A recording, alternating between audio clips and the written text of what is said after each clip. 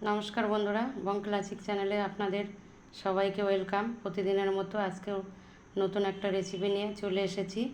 আজকে বানাবো একটা ডিম সেদ্ধ করে নিয়েছি আর একটা আলু ছোট ছোট করে কেটে সেদ্ধ করে নিয়েছি। এই রেসিপিটা মুখে লেগে থাকার মতন স্বাদ। তবে রেসিপিটা কিভাবে আমি তৈরি করব প্রথম থেকে শেষ পর্যন্ত দেখতে থাকবেন। এই রেসিপিটা নিশ্চয়ই আপনাদের ভালো লাগবে। আজকের এই রেসিপিটা আর এই যে আমি একটা রুটির মতন ময়দা মেখে নিয়েছি। একদম নরমও না আবার একেবারে শক্তও না। এটাকে আমি রুটির মতো বেলে নেব। এই আলু আর ডিমের মধ্যে দিয়ে দেব গোলমরিচের গুঁড়ো, জিরের গুঁড়ো, ধনিয়ার গুঁড়ো, কাশ্মীরি লঙ্কার গুঁড়ো আর লবণ তো দিতেই হবে। ছোট সাইজের একটা পেঁয়াজ কেটে নিয়েছি আর একটা লঙ্কা কেটে নিয়েছি কুচি কুচি করে, লাল লঙ্কা, তার মানে পাকা লঙ্কা।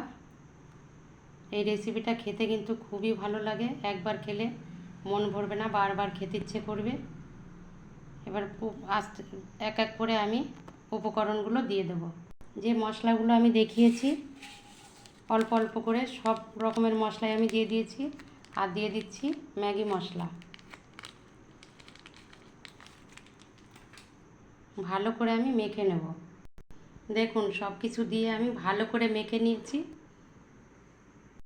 ময়দাটা নিয়ে নিয়েছি, এই যে ময়দা মাখাটা গুলিটা। এবার আমি রুটির মতন বেলে নেব। দেখুন রুটিটা আমি বেলে নিয়েছি, এই যে এরকমভাবে বেলে নিয়েছি। একদম মোটাও না আর একেবারে পাতলাও না।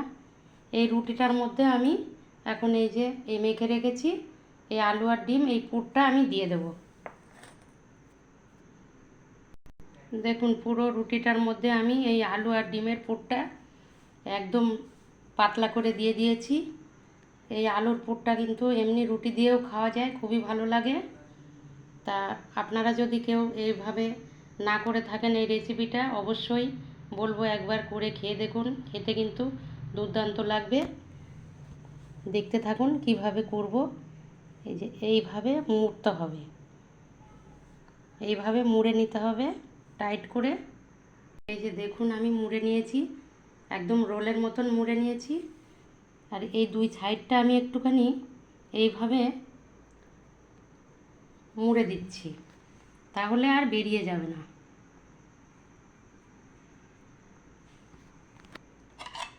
এই চাকুটা নিয়ে নিয়েছি, চাকুটা দিয়ে আমি ছোট ছোট করে পিস করে কেটে নেব। দেখুন পিস পিস করে কেটে নিয়েছি। এই যে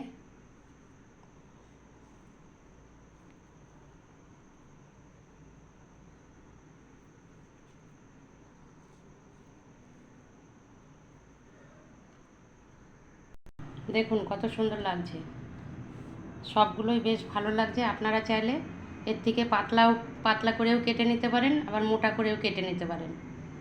আমি একই সাইজ করে কেটে নিয়েছি। এই যে একটু মোটা মোটা করে কেটে নিয়েছি।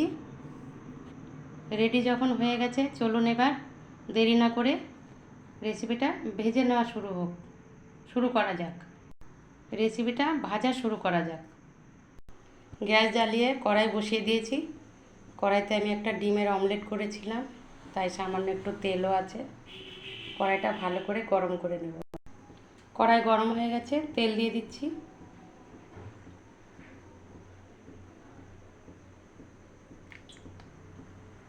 রিফাইন অয়েল দিয়ে দিয়েছি।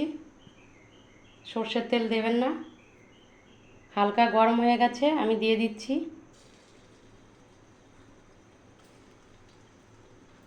তেলটা বেশি গরম হয়ে গেলে না পুড়ে যাবে, কিন্তু ভালো করে ভাজা হবে না। একবারে আমি সব কটাই দিয়ে দিয়েছি। ভালো করে লাল লাল করে ভেজে নেব। খুন্তি দিয়ে একটু আমি উল্টিয়ে দেব। বেশ লাল লাল করে ভাজতে হবে। আমি গ্যাসটাকে একদম আস্তে দিয়ে দিয়েছি, তো সুন্দর ভাজা হয়ে যাবে।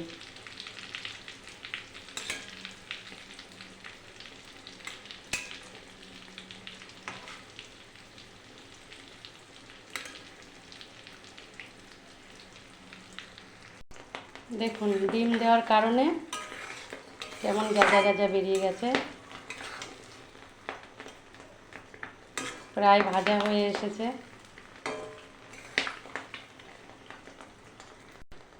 ভাজা হয়ে গেছে, তুলে নেব। এই যে দেখুন লাল লাল করে ভেজে নিয়েছি। ভালো করে লাল লাল করে আমি ভেজে নিয়েছি। আপনাদের কেমন লাগলো? ভালো লাগলে চ্যানেলটিকে সাবস্ক্রাইব করে আমার পাশে থাকবেন, আর লাইক কমেন্ট শেয়ার করে দেবেন। আজকের মতো এই পর্যন্তই, দেখা হচ্ছে পরবর্তী ভিডিওতে। আর এইগুলো খাওয়ার জন্য দেখুন নিয়ে নিয়েছি টমেটো সস। এটা দিয়ে খেতে তো ভীষণই ভালো লাগে। আজকের মতো এই পর্যন্তই, দেখা হচ্ছে পরবর্তী ভিডিওতে।